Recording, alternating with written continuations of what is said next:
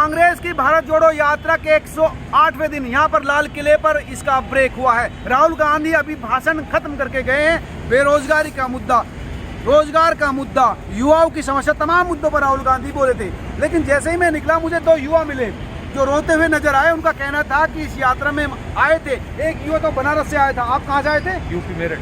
ये मेरठ से आए थे। इनका कहना है कि हमारा तो सब कुछ ही इस यात्रा में छिन गया। इनके बैग में इनका मोबाइल था, कपड़े थे, बहुत सारी एसेसरीज थी। इनका नया मोबाइल था जो 38,000 का लिया था, वो भी हाथ से छीन लिया यहीं पर। और ये लोग अब जाने के लिए लगातार नेताओं से गुहार कर रहे हैं। कई नेताओं से मिले हैं, हालांकि कुछ नए पैसे भी दिए हैं, कुछ दिए कि नहीं? दिए हैं, मैंने वापस कर दिए। वापस कर दिए? हाँ, पैसे मुझे नहीं दिए, मुझे बात कराइए। मेरे जो मुझे लाए हैं। हाँ, कौन लाए थे आपको? आशुतोष नाम है। हाँ, दिल्ली के वो प्रवक्ता हैं। हाँ, कांग्रेस के। अच्छा। उन्होंने हमारा कार्ड बनवाया है, उनके माध्यम से हम आए हैं। हमको उनसे बात कराइए और मुझे जो भी कुछ हो मेरी मदद की जाए। मैं आदिवासी समाज से आता हूँ और मुझे कोई भी ऐसा चीज़ नहीं है कि मैं जा पाऊँ घर, न किसी से घर पे बात कर पा रहा हूँ। बहुत सारी दिक्कतें मेरे साथ, बहुत सारे मानसिक उलझन मेरे साथ हो गई है। मैं समझ नहीं पा रहा हूँ मैं क्या करूँ। क्या क्या आपका मतलब क्या था बैग में, कैसे? बैग नहीं था। अच्छा। मेरा फ़ोन खो गया है, मेरे सारे पैसे निकाल लिए गए हैं।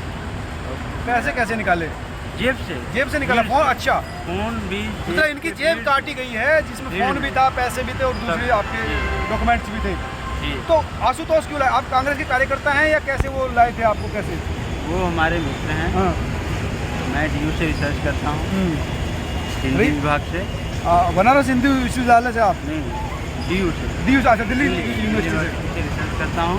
उन्हीं के माध्यम से मैं यहाँ पे भारत जोड़ो यात्रा में सम्मिलित हुआ था। नज़दीक आप हॉस्पिटल के?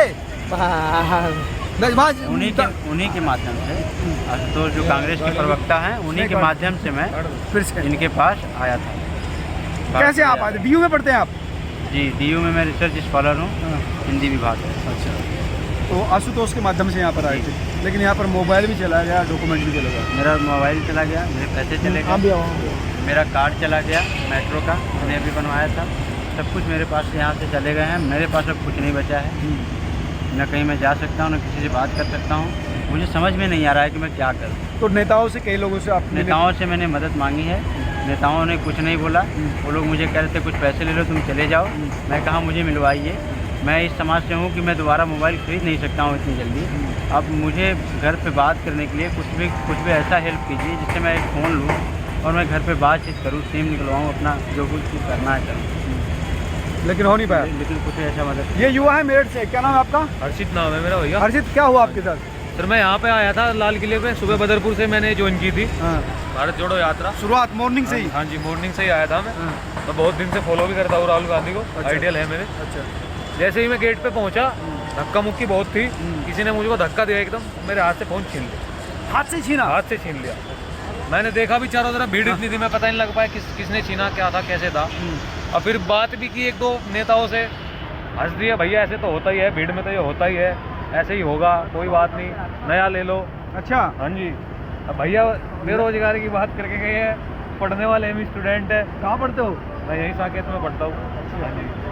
और अपना तो सारा काम ही उससे रोजगारी फ़ोन से चलता है, वही छीन गया हमारा। तो नया लिया था फ़ोन? नया लिया था अभी पिछले महीने।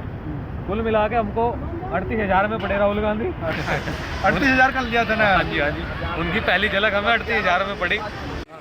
मैं जब थाने में गया रिपोर्ट लिखाने, तो वहाँ पे जो पुलिस कर्मी थे, पुलिस अधिकारी थे, उन लोगों ने आपस में बात कर रहा था। जब तादाद बढ़ती गई चोरी की पुलिस मोबाइल के, तो पुलिस कर्मियों ने कहा ये तो मुझे कल से ही पता था कि यहाँ चोरी होगा। अच्छा, पुलिसकर्मी कह रहे हैं कि कल से ही पता था? मुझे यहाँ कल से ही पता था कि यहाँ चोरी होगा। उसके बाद भी पुलिस कितनी लापरवाही की कि हमारे जैसे पढ़ने लिखने वाले बेरोजगार बच्चों के फ़ोन चोरी हो गए और हम लोग एकदम बेसहारा हो गए हैं, भटक रहे हैं लाल किला के पास।